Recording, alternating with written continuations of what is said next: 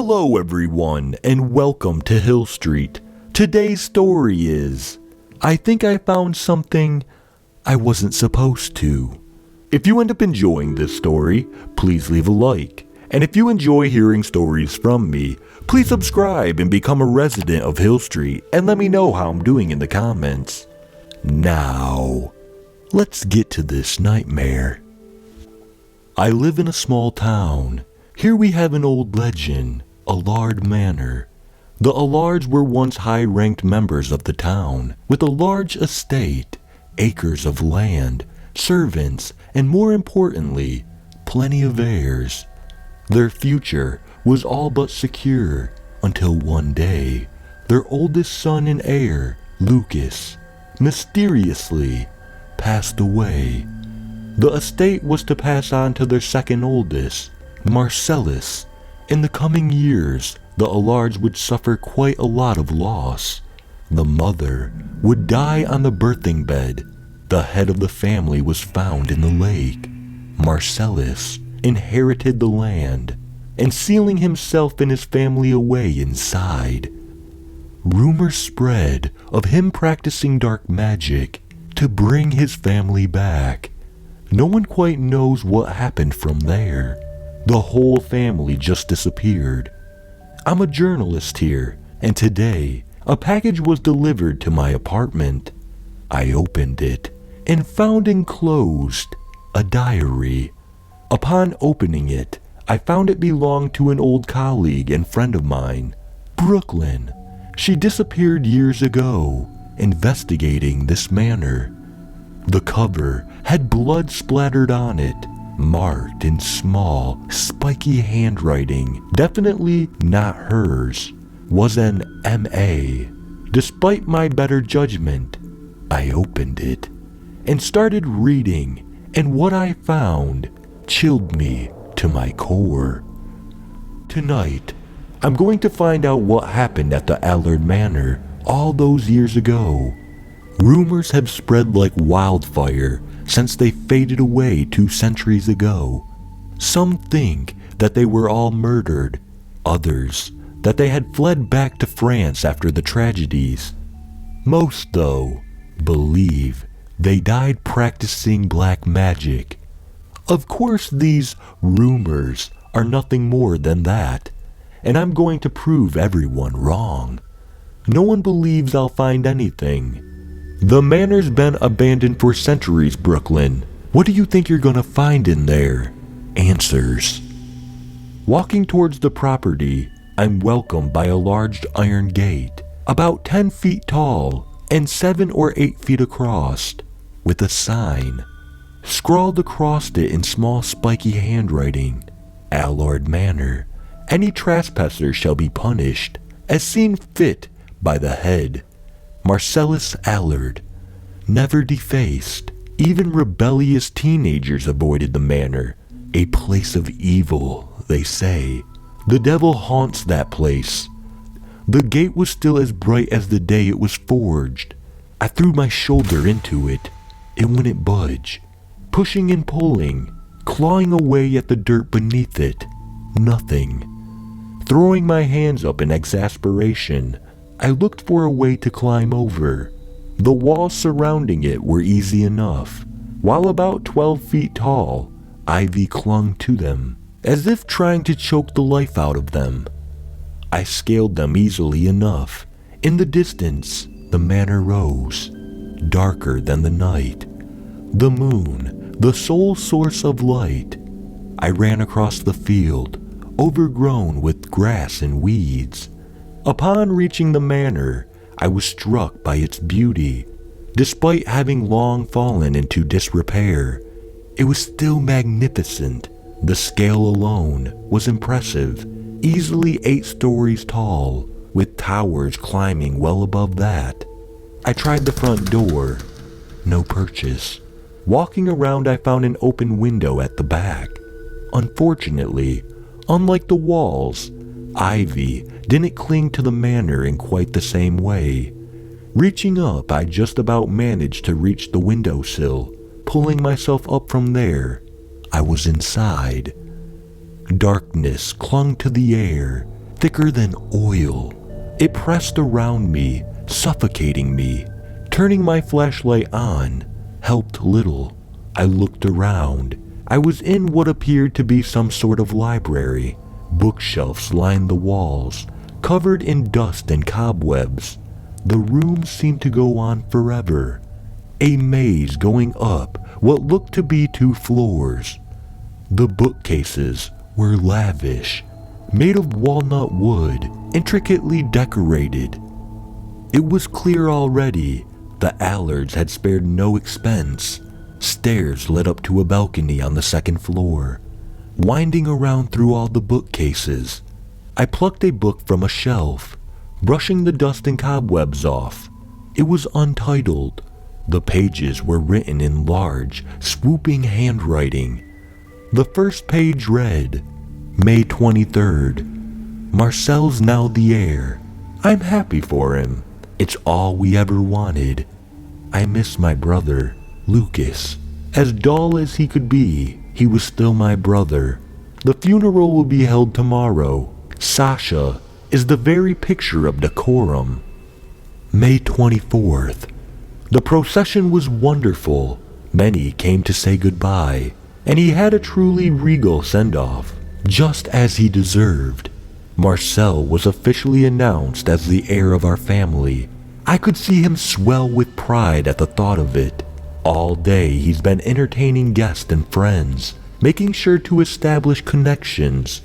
As much as Lucas was groomed for leadership, Marcel has a skill at it.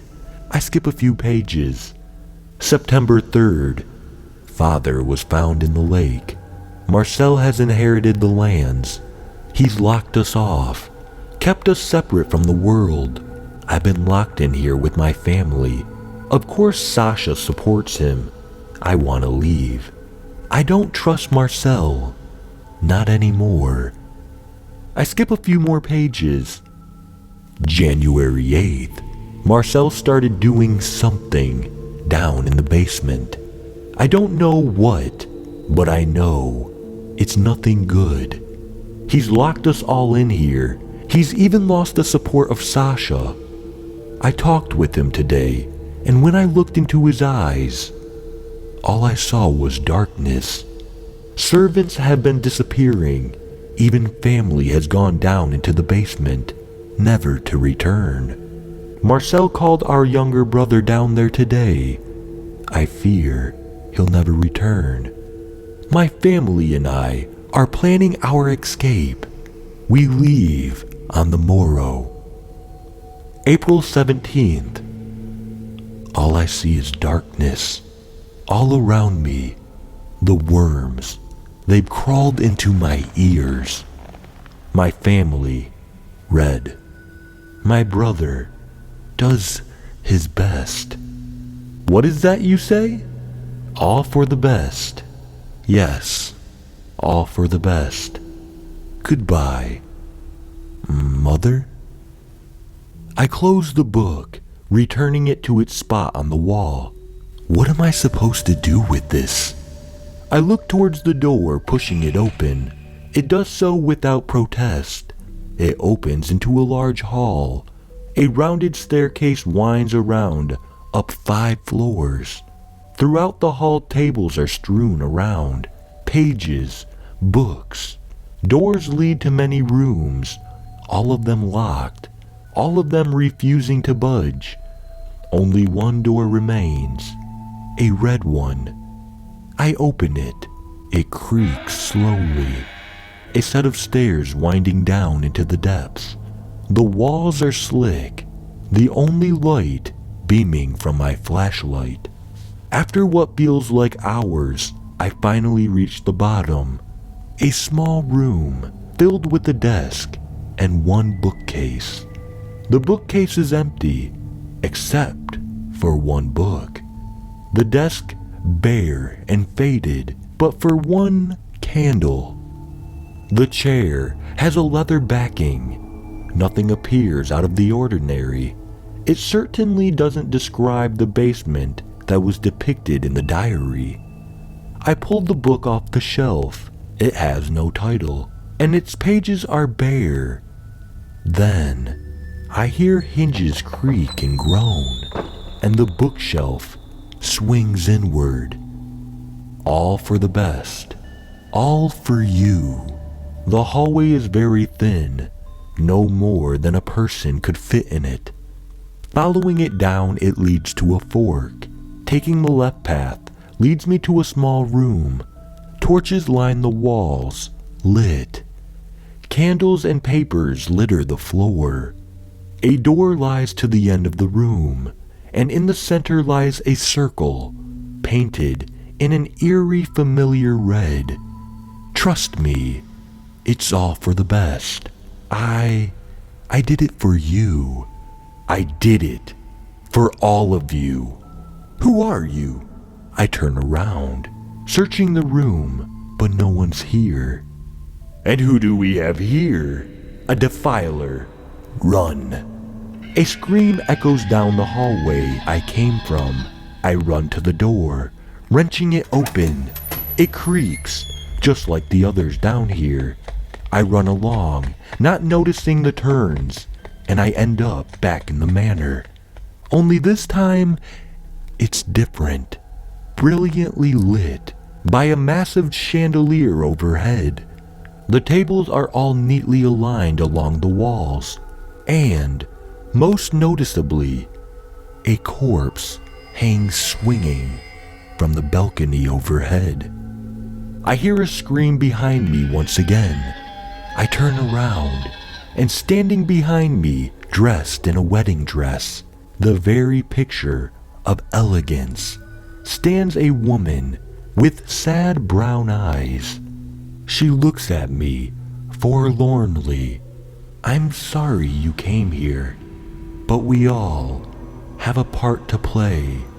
Her mouth unhinges, and she releases a blood-curdling scream. Grasping my ears, I run up the stairs, only to fall back down. This time, beside her, a man stands over me. Well, well, well. Look what the cat dragged in, sister. We don't have to do this. We can let her go. Not if we want it all back. And we want it all back. She leans down next to my ear. I hear a voice outside my head for once. I'm sorry. It sounds distorted, broken, but I don't have long to think of it. She grabs me by my shirt, flings me upward and over her, and I land on my back on the floor. The last thing I remember is that scream, growing louder and louder and louder. And then, silence. I don't know what to do with this story, but I know one thing. I've got to go make sure my friend is okay. If she could have written this, then I need to find her and bring her back safely. I hope I'll be able to. Wish me luck.